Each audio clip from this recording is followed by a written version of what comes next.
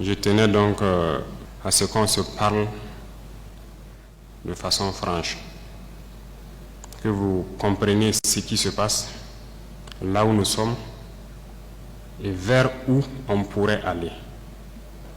Et j'insiste, où on pourrait aller, parce que c'est une condition, ça dépendra de vous.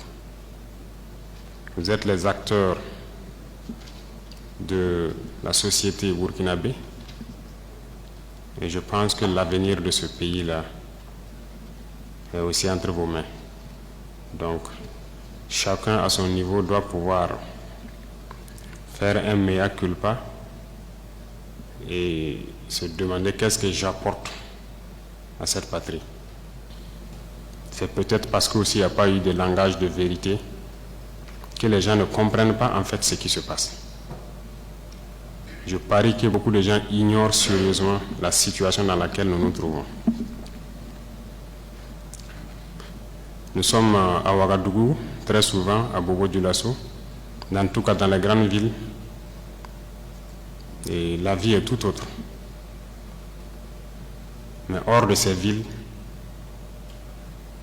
vous n'imaginez même pas ce qui se passe. Est-ce que tout le monde est conscient que le territoire est presque perdu?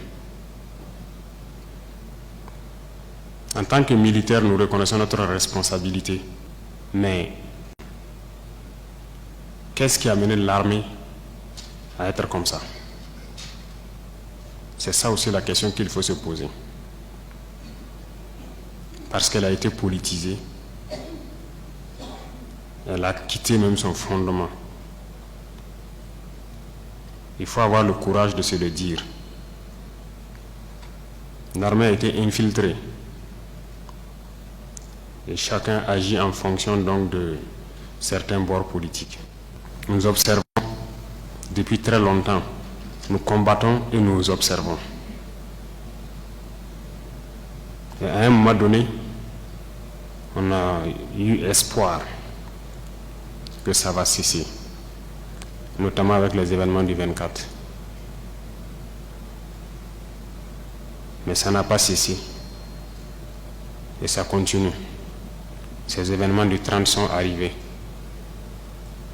Je vais vous dire ce soir où est-ce que nous en sommes, où est-ce que nous partons.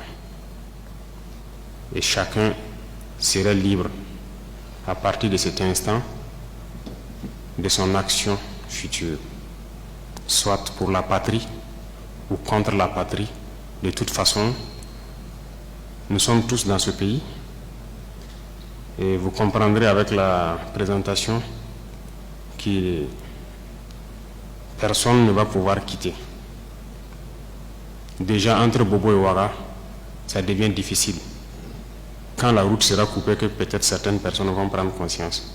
Parce que ce n'est pas permis à tout le monde de prendre l'avion entre Bobo et Ouaga. Si c'est ce pays que nous voulons, eh bien, allons-y. Souvent, je me pose la question, est-ce qu'on se demande d'où vient le terrorisme? Pourquoi le terrorisme? Tout n'est pas terrorisme. Nous avons contribué, quand je dis nous, c'est la société, contribué à ce que cette situation arrive. Mais j'ai marché à travers une partie du Sahel. Je ne dis pas rouler, marcher à pied à travers le Sahel. Donc j'ai pris le soin de bien voir ce que c'est que le Sahel. Et je ne suis pas sûr que ici vous l'avez fait. J'ai marché de Gorom, passant par Oursi, aller à Déou, Tinakov, Tinasan, revenir sur Marcoy. Cette partie, on l'a fait. On a vu comment les gens vivent là-bas. Et on l'a fait, ça vaut 10 ans de cela. Et c'était prévisible que cette situation va arriver. Ça veut dire que c'est nous qui avons créé cette situation, la gouvernance. Il faut qu'on se dise cette vérité. On a tout fait pour abandonner certains peuples à cause de nos intérêts égoïstes. On ne pense qu'à nous. Comme jusqu'aujourd'hui, on voit les gens meurent ailleurs, mais à Ouagadougou, on fait la fête. On n'a aucune pitié pour l'autre. J'ai marché à travers ces zones, je les vois trimballer des bidons, marcher des kilomètres pour aller chercher l'eau. Je les ai vus en train de marcher des kilomètres pour trouver l'eau pour le bétail, et le bétail qui meurt en cours de route. Il n'y a pas de route là-bas. Il n'y a pas de route.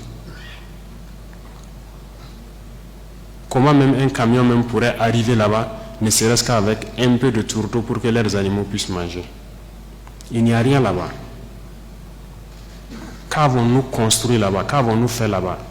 Quel projet de développement avons-nous envoyé là-bas? Est-ce qu'on s'occupe même de leur vie? Rien qu'une simple eau. Qu'avons-nous fait de sérieux dans ces zones? C'est la question qu'il faut se poser. Et le territoire de cette partie, c'est hors de contrôle. Qui en est responsable? C'est nous. C'est nous. Il faut que chacun accepte ça. Nous avons toujours le slogan que c'est un pays pauvre. Vous êtes bien conscient que le pays n'est pas pauvre. C'est parce qu'on est méchant. On est sérieusement méchant entre nous. Les jeunes n'ont rien à faire. On a des terres cultivables. On a de l'eau. Comment on peut ne pas vouloir faire quelque chose pour eux? J'ai vécu à Djibo, avant même le début de la crise. J'ai échangé avec les jeunes de Djibo. La seule route Kongoussi-Djibo, les camions ne viennent plus parce que les ponts datent des années 50 et les camions tombaient. Donc les camions ont décidé de ne plus venir. Ils produisent, en allant à Nassumbu à Bouro, ils produisent la tomate, ils produisent beaucoup de choses. Tout pourri. Ils n'arrivent pas à vendre. Leur marché de bétail, vous quittez Djibo jusqu'à Pétékoli, ils sont là avec leur bétail, ils n'arrivent pas à vendre. Mais vous voulez qu'ils fassent quoi, les jeunes? J'ai écrit un rapport en son temps pour qu'on puisse au moins se réparer cette route. La guerre n'était pas là. Personne ne viendra me dire le contraire. J'étais à Djibo, j'ai vécu là-bas. On n'a rien fait. Rien. Qui en est responsable? Il faut que chacun fasse son introspection et se rende que nous sommes les coupables de cette situation. J'ai fait l'Est. Aujourd'hui, on parle de Mansilla, de Tankwalou et autres. Je vous le répète encore, qui est responsable? Quand un seul fleuve, la Sirba, empêche que quelqu'un quitte Mansilla vers l'arrière en saison pluvieuse, pendant combien d'années on n'a jamais pu faire un seul pont sur la Sirba pour les permettre de communiquer avec le Burkina? Prenez la carte, vous regardez, cette zone est encerclée par un fleuve, la Sirba. Qu'avons-nous fait?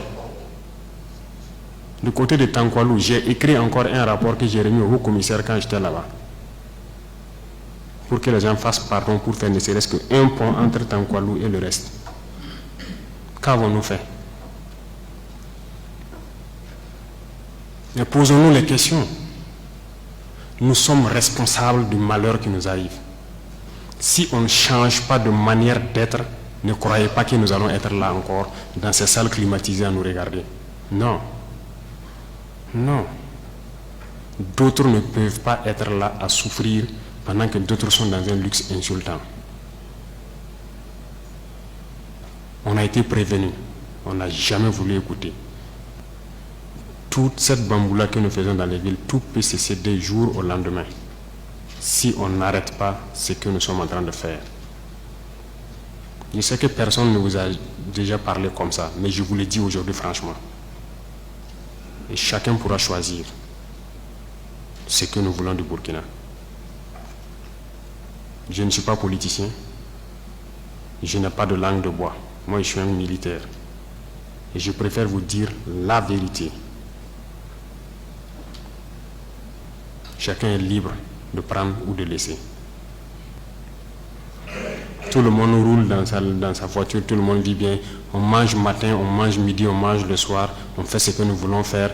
On est libre de parler, de dire ce que nous voulons. C'est la démocratie, c'est le droit, c'est tout. C'est tout ce que nous connaissons à Ouagadougou. Mais allez-y les voir. Les enfants qui ont la peau sur les os. Allez voir les vieillards qui meurent de faim. Allez voir ces femmes qui ne peuvent plus allaiter parce qu'elles n'ont plus rien dans le sein. Allez les voir. Ne faisons pas semblant. Si nos journalistes n'ont pas le courage d'aller sur le terrain et vous ramener ces genres d'images, parce qu'on veut laver l'image du Burkina, je vous dis que c'est faux, ça existe. Quand je vous parle des gens qui mangent l'herbe, celui qui veut contester, je l'amène demain à les voir. Ça continue, ça n'a même pas cessé. Parce qu'on a pu ravitailler certains villages, mais d'autres pas encore, on est toujours en route. Aucun civil ne peut daigner même soutenir aussi avec des camions pour qu'on puisse être solidaire vis-à-vis de ces populations-là. C'est quelle intégrité? C'est quoi l'intégrité? Burkina Faso, c'est quoi? C'est ça qui nous a révoltés. Et on est toujours révoltés. Tant qu'on ne va pas soigner les maux de ce pays-là, on sera toujours révoltés. Pour l'instant, on a pu, dans l'armée quand même, réaliser quelques camions et transporter les vivres avec nos propres moyens, bien qu'on a loué d'autres même ajoutés, vers des populations qui mouraient de faim. Et même dans cette location, j'ai vu qu'il n'y a aucune pitié. Des citoyens savaient que c'est pour aller là-bas, mais ils sont restés sur des tarifs. C'est pour dire que la solidarité a disparu au Burkina. Ayez pitié des gens, ayez pitié de la jeunesse, ayez pitié des enfants. Qu'est-ce qu'ils ont fait, ces villageois-là, pour que quand le soleil tombe, eux, ils se retrouvent dans les grottes, dans les arbres, ils quittent le village. Et le matin, ils se pointent, ils regardent pour voir si tout va bien avant de revenir. Ils dorment dans la brousse. Ils ne peuvent pas dormir chez eux. On ne vous dit pas ces vérités. C'est la réalité du Burkina comme ça. On ne voit que nos villes. Nous sommes responsables de ce qui nous arrive. Et nous serons entièrement responsables de ce qui va suivre. Soit c'est du bon ou c'est du mauvais, ça dépendra de nos comportements dans le futur. Chacun n'a qu'à donner le meilleur de lui-même. Et je pense qu'on peut y arriver. Je suis optimiste, j'ai foi. Et Inch'Allah, on va y arriver.